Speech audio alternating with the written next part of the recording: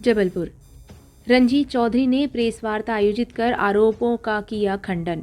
सूदखोरों की प्रताड़ना से कई लोगों द्वारा आत्महत्या कर ली जाती है, जिसको लेकर जिला प्रशासन द्वारा सूदखोरों पर कड़ी कार्यवाही का अभियान भी चलाया गया था। लेकिन सूदखोर आज भी लोगों को ब्याज पर पैसा देकर प्रताड़ित कर रहे हैं। ऐसा ही गंभीर आरोप रांझी निवासी बिल्डर रंजीत चौधरी ने पत्रकार वार्ता में सूदखोर अनिल गुप्ता के ऊपर प्रताड़ित करने का आरोप लगाया गया।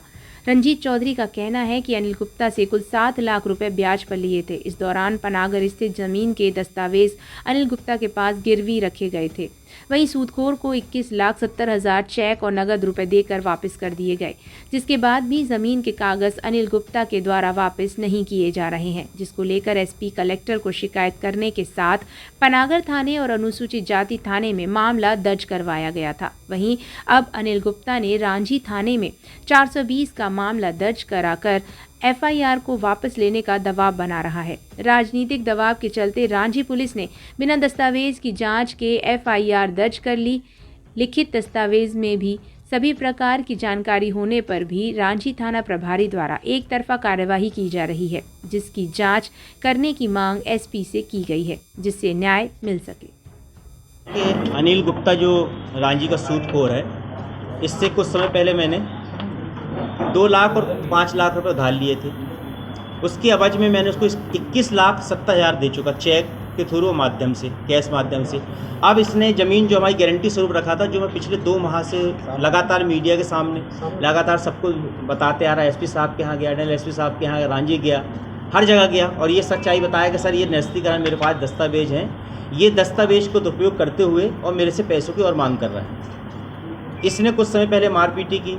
मैं थाना आजाक गया, थाना आजाक ने इसके ऊपर ST ST एक्ट का मामला कायम किया।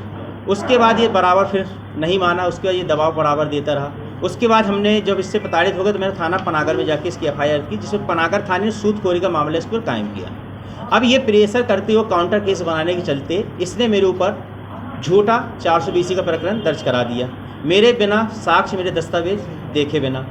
अब इसमें ये है कि इसने ऐसा इसलिए कराया कि ये हम जो बराबर से हमें लगातार कहते दबाव कराते आ रहा था कि तुम अपनी FIR वापस ले लो, इसलिए उसने ऐसे ही FIR झूठी करा दी। हमारे पास पूरे दस्तावेज है, नस्तीकरण है, खुद उसने नोटिस के समक्ष लिखा है, उसमें उसकी फ़ोटो, साइन, सील सब हैं, पर उसने रांझी थाने को ये कोई साक्ष्य नहीं दिखाया और ये कहते हुए कि हमारे पास ये सौदा है, हमको ये बेच चुका है और उसी सौदे के लिए उसने नमंतन लगा के प्रयास करा कि इसको नमंतन करा लेंगे, नहीं तो हमको तुम 20 लाख रुपये और। कितने लाख रुपए आप दे चुके? 21,70,000 रुपये दे चुके हैं। क्या लग रहा है आपको कि इसमें किसी की राजनीति प्रेशर है?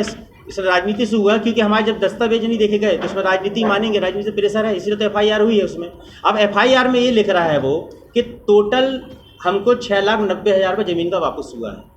हमारे ऑन रिकॉर्ड 21,70,000 रुपये हम उसको ऑन पेपर बैंक स्टेटमेंट द्वारा दिए गए हैं। इसके लिए क्या चाहते हैं? हम चाहते हैं कि इसकी जाँच हो, इसकी जांच गंभीरता से होनी चाहिए, हमारे दस्तावेज देखे जाएं। जो हमारे पास दस्तावेज देखे मैंने FIR हो रही है वो किस आधार पर हो रही है, मतलब ऐसा क्या प्रेशर है जो FIR हो गई हमारे विरुद्ध? नाम बताया। रंजीत चौधरी।